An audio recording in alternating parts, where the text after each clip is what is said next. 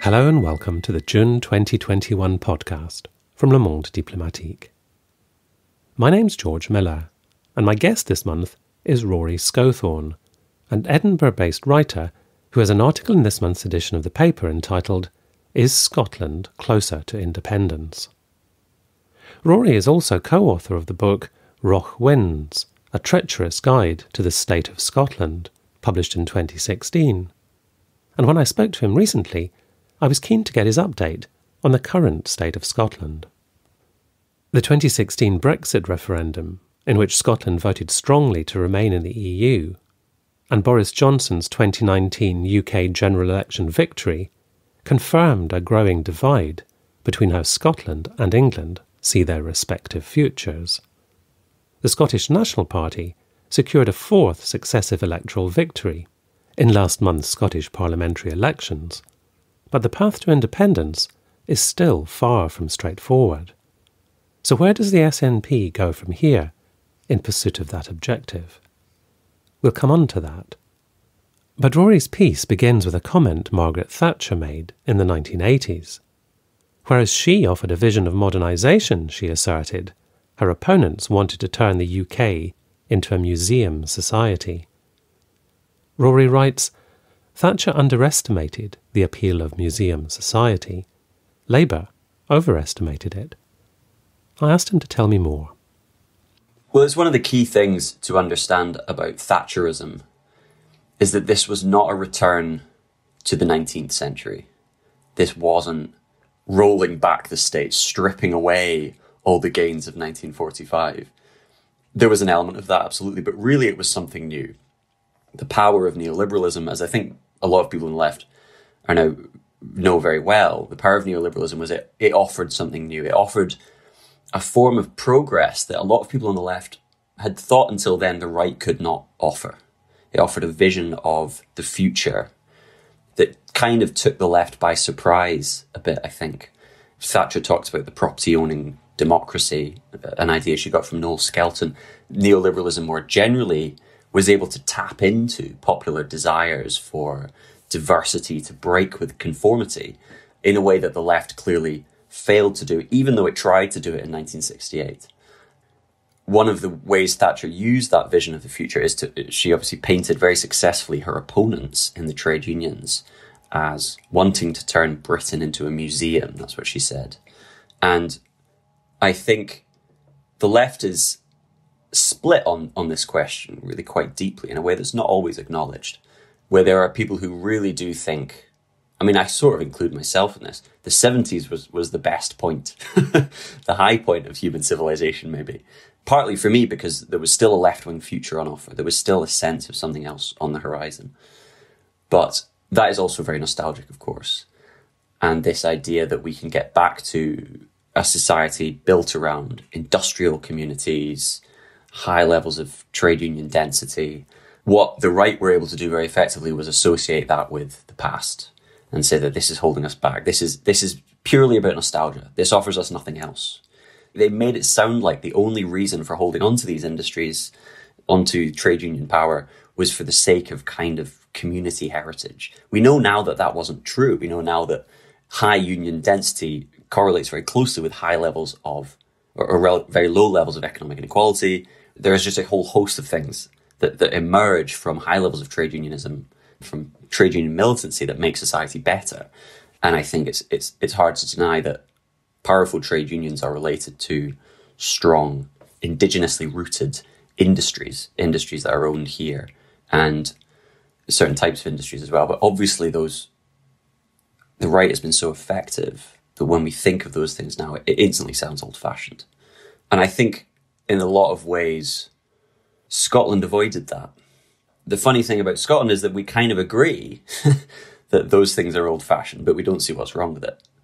We have a much more favourable view of those things. It's not associated maybe with excessive forms of centralised power that you get in England, where people talk about trade union barons throwing their weight around. That's less prominent up in Scotland. There is still a sense that this stuff is nostalgic and it's about the past, but there's much fonder memories of that period. I mean, you say in the piece, Rory, that Thatcher sort of underestimated the fact that the Scots are ready to live in a museum if it's a museum of their own making. And I wondered, do you see the Scottish Parliament as kind of part of that kind of project? Is it, or is there a danger at least that the Scottish Parliament becomes that kind of project? Yeah, I think this is one of the many unspoken tensions in devolution, is that devolution was kind of part of the Labour Party's attempt to pick up on that Thatcherite modernising impulse, an impulse which associated modernisation with markets, really, with neoliberalism, with getting away from centralisation, state interventionism and so on. And that included an agenda of constitutional reform that was aggressively watered down, especially in England, but in Scotland produced the Scottish Parliament. Now, there was a lot of other things that went into producing the Scottish Parliament, some of which were the strong support of the trade unions and actually the whole range of Scottish civil society, pretty much from the church to the trade unions to local government. All these old institutions of civil society in Scotland got behind a parliament, and they did so for more defensive reasons. They did so in reaction against Thatcher's imposition of a different vision of the future on Scottish society, one that they did not feel emerged from their own ideas of where society ought to be going. And so there was a very defensive aspect to devolution, but it was also part of this UK-wide vision of modernisation that Tony Blair was all about.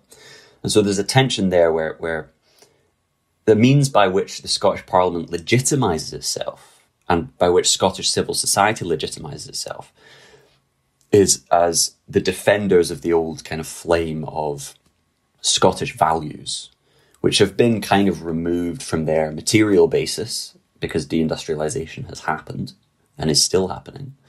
But they're still there as a kind of residue that's found a new secure basis in these institutions, in these defended institutions. So those memories have been kind of rooted and really kind of ossified in the institutions of devolution in Scotland.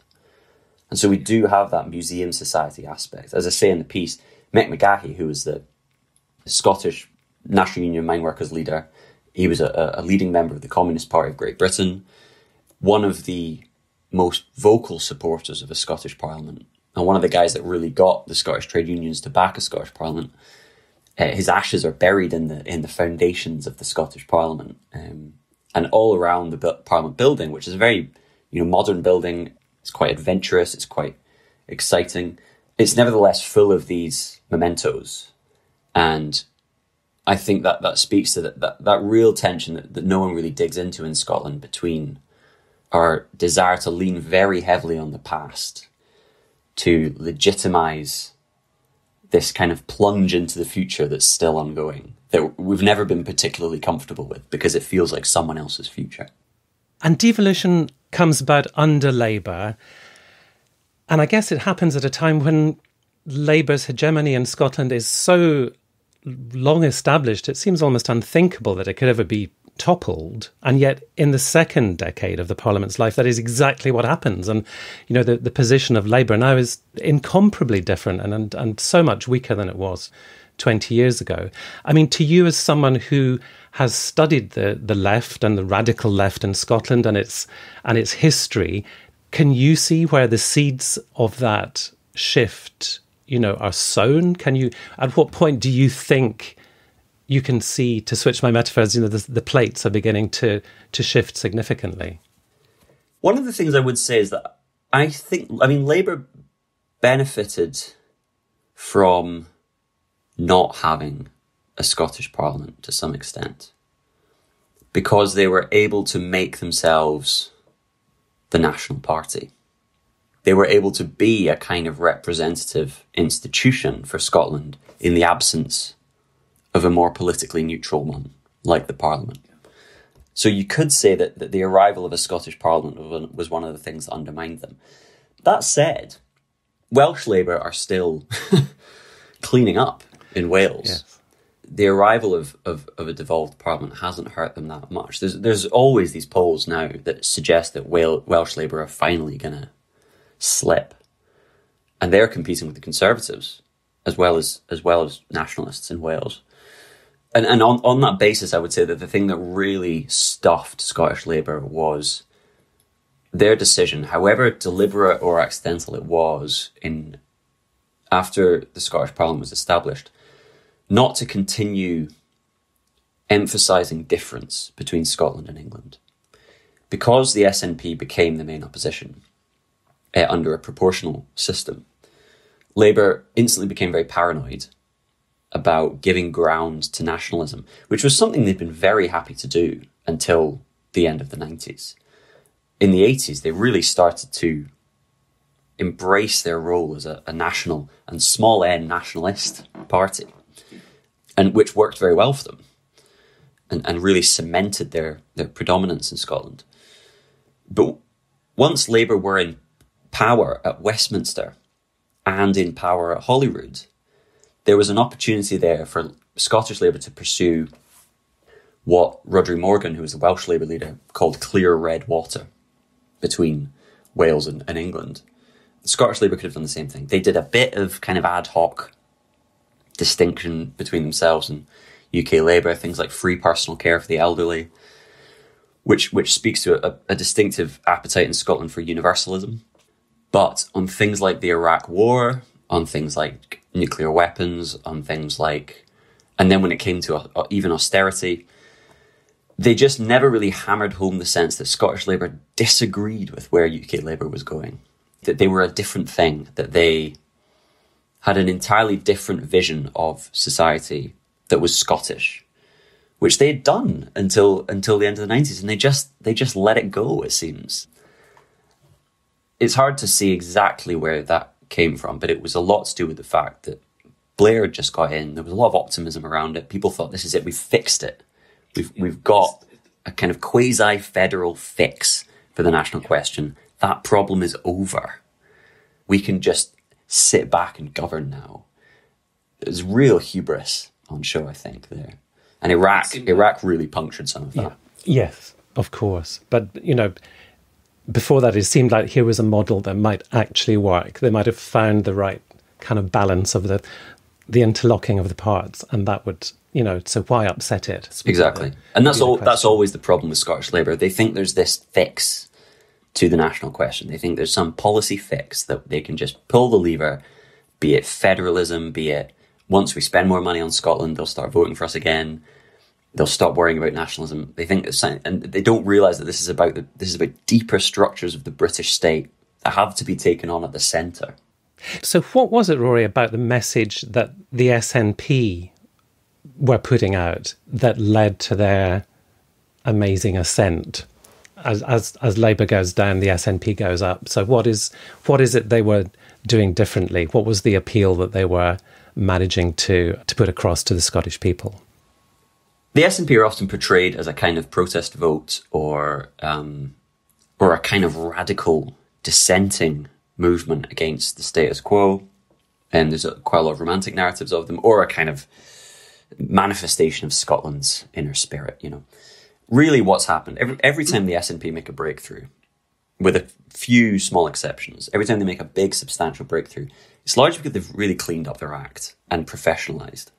If you look at the late 1960s and the early to mid-70s when they first took off, they'd spent the past decade or so really professionalising, becoming a much tidier unit that was much better at organising on the ground, that was much better at putting forward coherent policies, that seemed like a real and serious political party the first time. The same thing basically happened under devolution. So from the early 90s, because they went through a kind of wilderness years in the 80s where there was quite a lot of factionalism.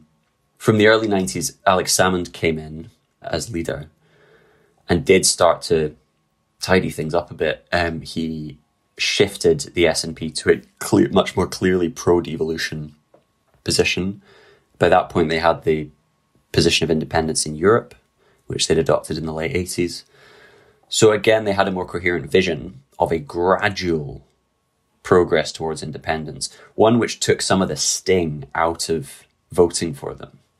They still didn't quite manage to take off. I mean, they did become the main opposition in Holyrood when it was established, and that was a really big thing for them, because once you're in opposition, you can start to go, we're the government in waiting.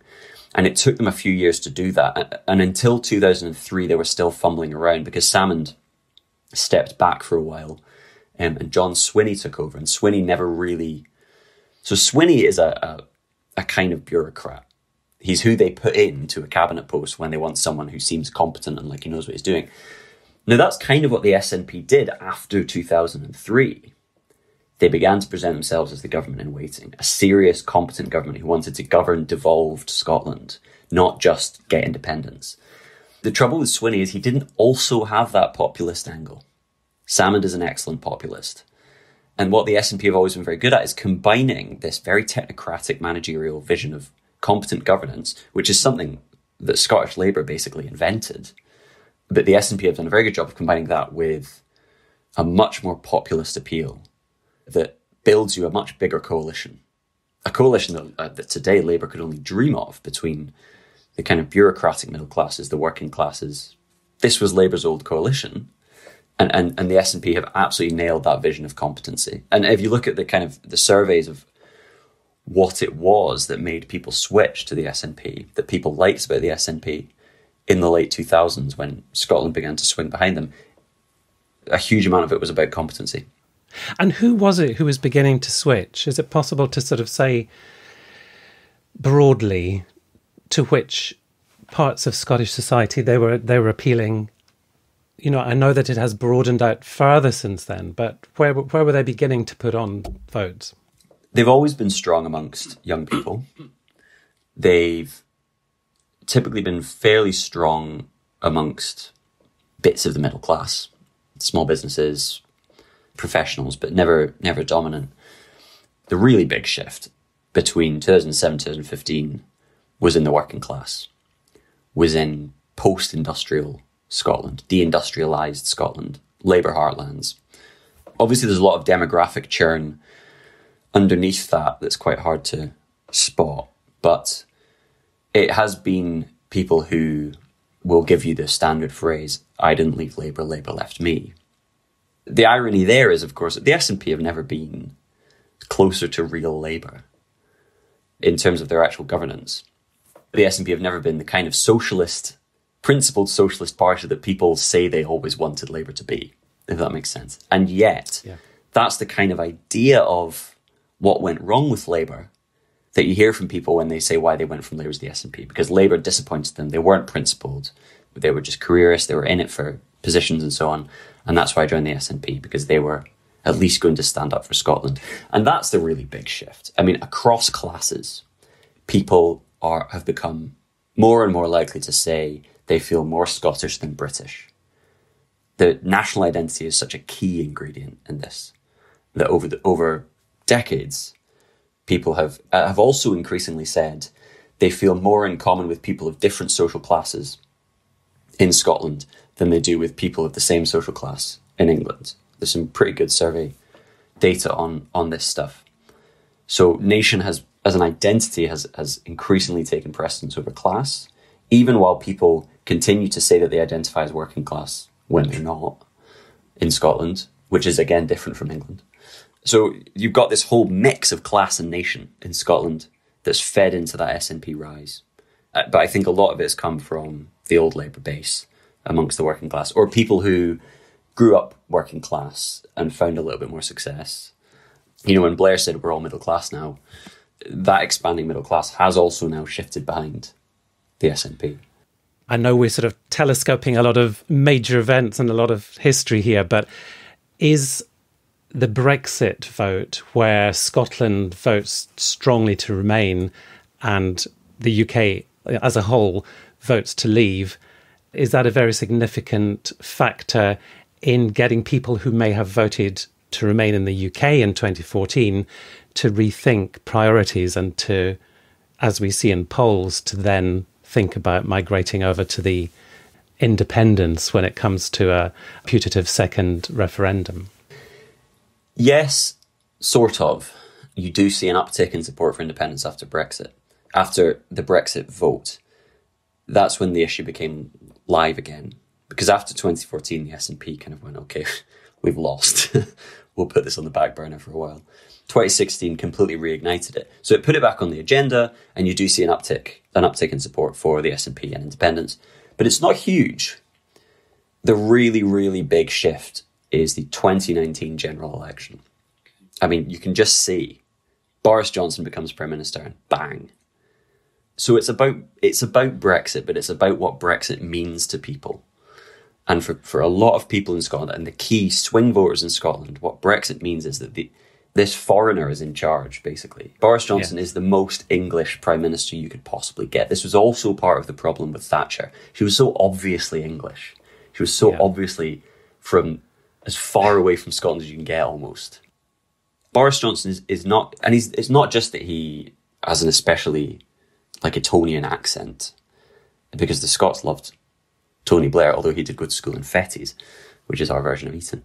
But Boris Johnson also represents a style of politics that's quite foreign to devolved Scotland.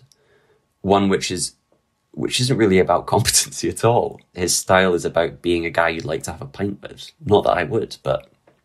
And that sort of weird, kind of laddish personality politics, I mean, it was kind of part of Alex Salmond's appeal, but he was able to do the other side of things as well. He was able to present himself as a serious, statesman-like person. I don't fully understand his appeal in England. Maybe there's people in England who think Boris Johnson is the kind of model statesman. I can't see how that's entirely possible, but yes, maybe it's about the Churchill cult or something. I don't quite get it, this sort of bumbling, romantic figure who pulls out the hat at the last minute. It's just not something that has as much pull up here. And it's after Johnson gets in, and there's a whole narrative about the Tories shifting wildly to the right, becoming a chauvinist, English nationalist party that's very anti-immigration and so on. That narrative is very powerful. I'm not saying that Scotland is especially anti-racist or especially progressive, but we do like to think of ourselves as that.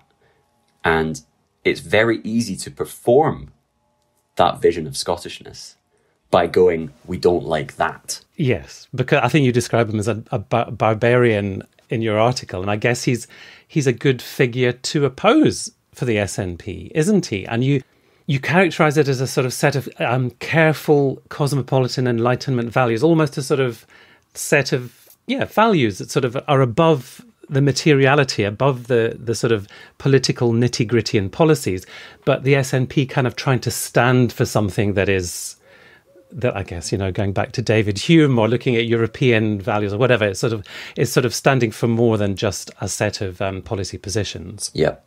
This is one of the things that Keir Starmer's trying to do, and Tony Blair did very well, which is this idea of values-based politics. Politics is no longer about material interests or class, this is what they say. Politics is about values, and you build your coalition around shared values.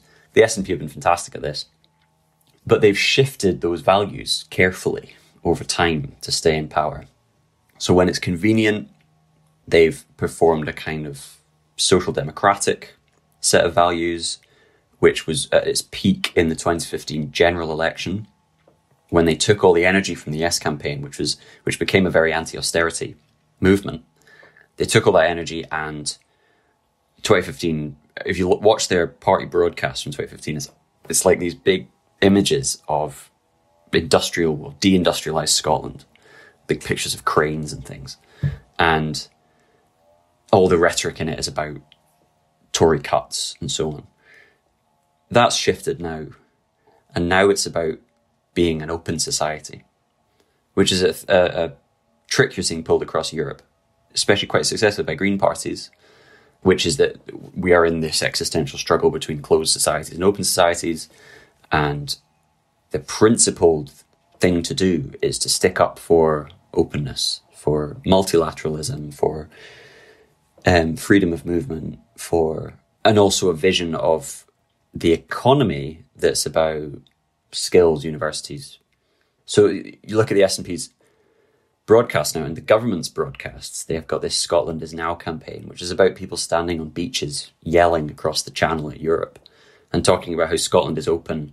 And the thing that they never say in it, but the thing that is the only thing it says, is we're not like England. England is doing this terrible, stupid thing and leaving Europe and closing itself and turning in on itself against the world. And all the way through all of the government's communication is saying, but we're not like that. We are still open for business. They'll be claiming some vindication for that strategy right now because it's an economic strategy. It's not just about branding.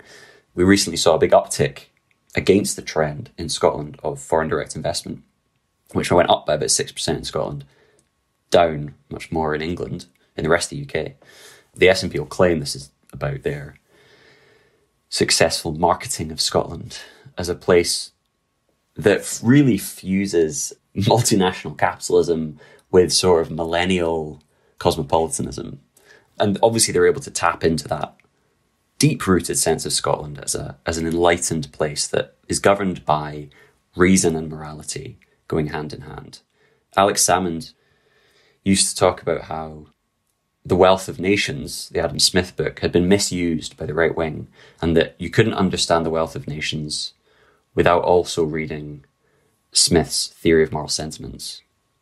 And Adam Smith's whole point was about how the economy had to be moral and was a vehicle for public morality. And that's key to the S&P. They see that prosperity is over here on the one hand and social justice is over here on the other hand, and there's no contradiction between the two, that we can have both as long as we have benevolent people in charge. And do you think, I mean, there was quite a rocky few months where Nicola Sturgeon's own position looked like it might be in jeopardy with the whole sort of fiasco over Salmond and his trial and the fallout from that and inquiries. Now that he's gone off and he's taken some disaffected members of the SNP with him, is Sturgeon in a way strengthened by all that's sort of gone before? Yeah, probably. She had a real fight on her hands, and she did seem to be in trouble for quite a while. I don't entirely understand what was going through their heads. They clearly spent too much time talking to themselves, her critics, a lot of them, and decided that they had some kind of mass base of support. I mean, Salmond's ego clearly got the better of him. And a big part of what happened in that whole fight, there was obviously the Salmond trial over accusations of sexual assault that he was cleared of.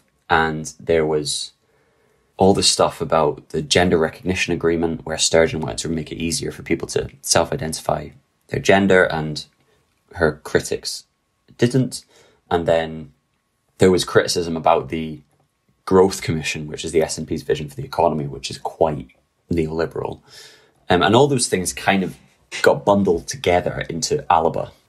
The new party that Salmond has formed. Yes. But one of the things that was never really dug into there was that these people's ideas were very unpopular. And one of the reasons that Sturgeon wasn't listening to them is that it would lose her votes if she did. And that was never really discussed. But all these people joined the SNP because they went, the Labour has disappointed us.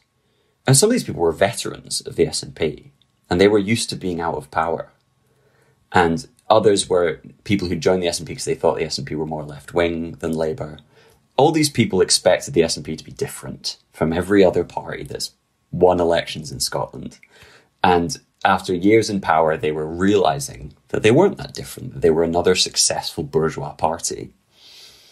But there was never any sense that the SNP were doing what it takes to win elections, to form big coalitions in Scotland, which is don't do anything particularly dangerous. And it's all founded on this idea that Scotland is quite a radical country that wants radical things, that's ready for a big interventionist shift to independence on kind of social democratic grounds. I just don't think this is true. I don't think there is a huge amount of popular appetite for that stuff in Scotland. And Sturgeon knows that.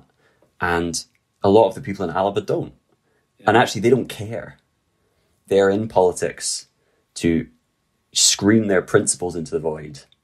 And winning is not a huge part of it for them. Others of them really do want to win. I mean, they think Sturgeon's got bad strategy, and they think their strategy's right. And I mean, I think that's been tested quite effectively by the 1.7% of the vote that they got. So a big part of the split, though there were obvious issues, headline issues around it, a big part of it was about coming to terms with the Scottish public, which ALBA never wanted to do. They never wanted to accept Salmond, who designed the whole gradualist strategy in the first place, didn't design it, but was the figurehead of it for so long. But I think he just decided that either out of opportunism or out of that nagging populism at the back of his head, he thought that he could kind of leapfrog over public opinion and make something happen. Obviously, it didn't work. I think Sturgeon's been strengthened by it, yeah, but, it was also that dynamic between her and her critics within the party helped to consolidate her support in the party. And maybe with those people gone, other elements, more sensible elements of the party, may find it easier to criticise her from within if there's a sense that the danger has passed. The SNP have just won their fourth successive victory in the Scottish Parliament. In Westminster, as we've said, we've got Johnson, and he's sitting on a big fat majority. So the question of the second independence referendum is an especially thorny one. And I wanted to ask you in particular about the timing and the manner in which Sturgeon now pursues that, because those, it seemed to me, are going to be quite critical in how it plays out from here. I mean, what do you see the options in her playbook as being?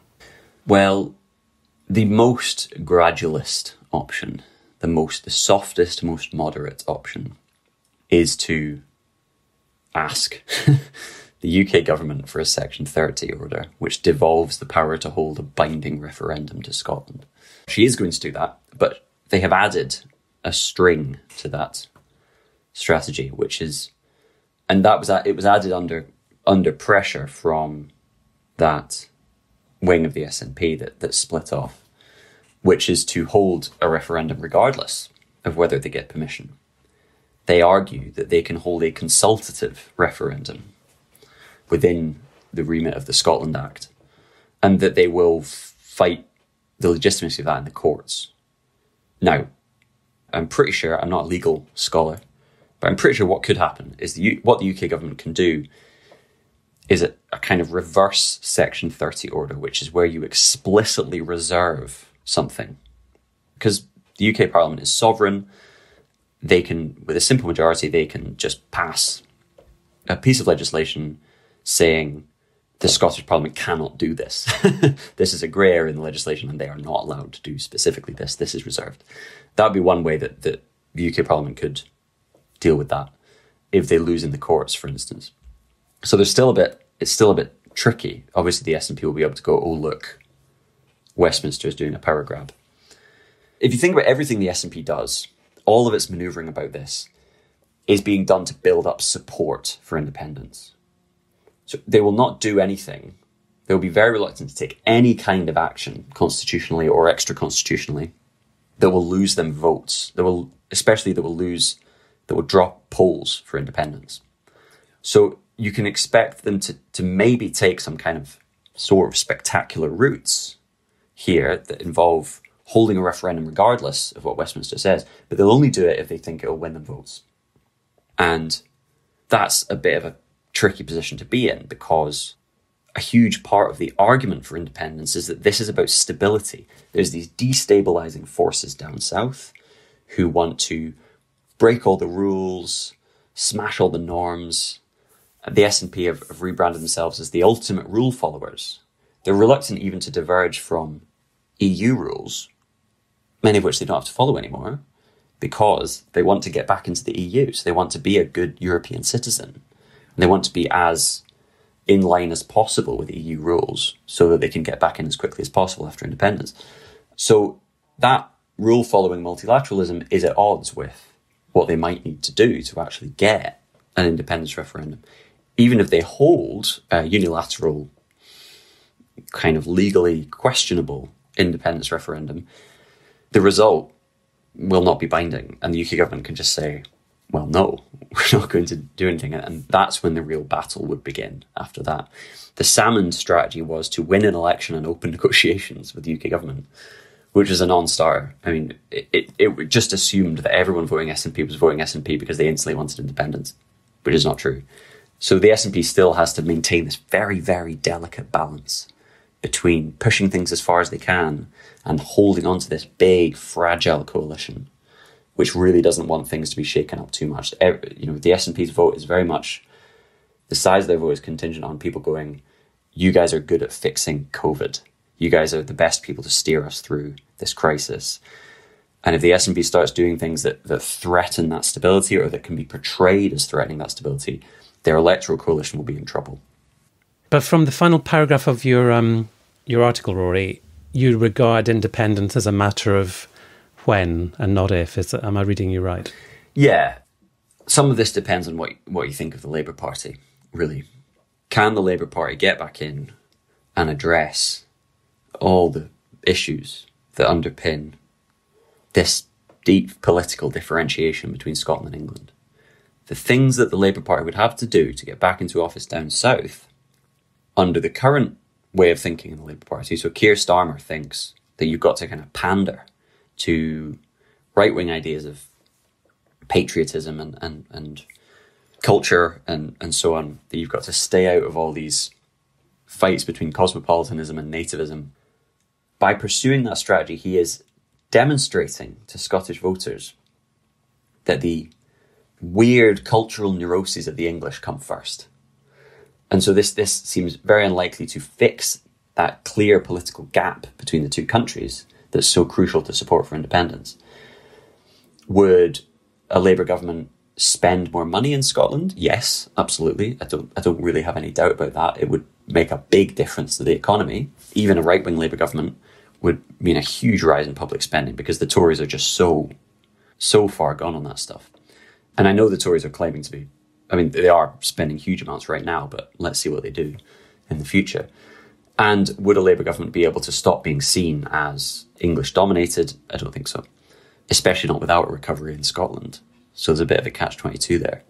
So I think independence is going to happen. It's a question of when. And the means by which it happens is, you've got to assume that eventually the Conservatives will lose an election. It's hard to imagine them being in power for decades. I suspect we will probably have some kind of different government with a different attitude to this question in 10 to 15 years, which is a miserable prospect. We've got 10 to 15 years of this, but I don't see them lasting longer than that. And when that happens, you will have had this huge build-up of pressure. I just don't see it going away. You will have had this huge build-up of pressure within Scotland for something to change. And then the question will become, can Westminster make the big change? Can it transform and overhaul the British Constitution in a way that satisfies these demands for independence rather than encourages them? Because that's the thing about devolution. This was the thing they thought would fix it, and it just made it a bigger problem.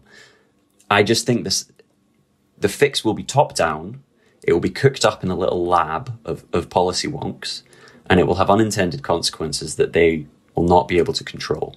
And we'll see the same dynamic again, but this time after another 10 years of Conservative rule, which is the Thatcher effect times 2.